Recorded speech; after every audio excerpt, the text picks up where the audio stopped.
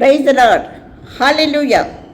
யோவான் சுவிசேஷம் 15ஆம் அத்தியாயம் 9ஆம் வாக்கியத்தில் இயேசு கிறிஸ்து சொல்கிறாரு, பிதா என்னில் அன்பாக இருக்கிறது போல நானும் உங்களில் அன்பாக இருக்கிறேன். பிதா என்னில் அன்பாக இருக்கிறது போல நானும் உங்களில் அன்பாக இருக்கிறேன். தேவ அன்பு. In John 15:9, Jesus says like this, as Father has loved me, I have loved you. அந்த கிறிஸ்துவனுடைய அன்பின் ஆழம், அகலம், நீளம், உயரம் இதெல்லாம் நம்மளால் விளங்கவே முடியாதுங்க. அப்படிப்பட்ட ஒரு தேவ அன்பாக்கும். ஆமீன். அதை ருசித்து பார்த்தா தான் தெரியும். அதனால தான் பவுல் அப்போஸ்தலன் சொல்கிறாரு, கிறிஸ்துவின் அன்பை விட்டு நம்மை பிரிப்பவன் யார்? Who can separate us from the love of Christ?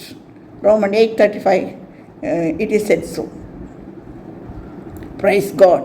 இந்த நாளில் தேவ அன்பை ருசித்தோம்னா நமக்கு எந்த கஷ்ட நஷ்டம் வந்தாலும் சோர்ந்து போக மாட்டோம், முன்னேறி செல்வோம். ஆமீன்.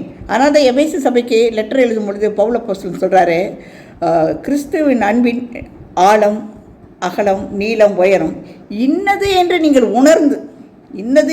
உணர்ந்து அறிவிக்கெட்டாத அந்த அன்பை அறிந்து கொள்ள வல்லவர்களாக வேண்டும் என்று. அந்த அன்பு எப்படின்னு கேட்டால், கடல் மாதிரி கடல் அலக்கூடாது. சிக்கிட்டீங்கன்னா எப்படி இருக்கும்?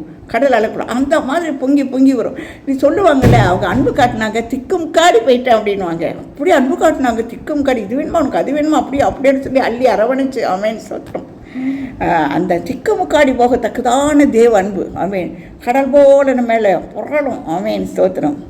இயேசுவின் அன்பு தீரை கடல் போல் புரளுது என் மேல் வெகு வேகமாய், கடலின் மேல் இயேசு என்னை நடத்துமேன், கடலின் மேல் வலிங்கு கடல் மேல், over and over like the mighty sea comes the love of Jesus rolling over me, over the sea, over the Jasper sea, over the sea, Jesus Savior pilot me, over the sea, over the Jasper sea. கடல் போல பொங்கி வருகிற தேவ அன்பு. ஹல்லேலூயா.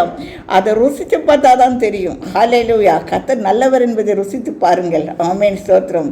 அவர் உங்கள் மேலே காட்டுற அன்பை ருசித்து பார்த்தா தான் தெரியும்.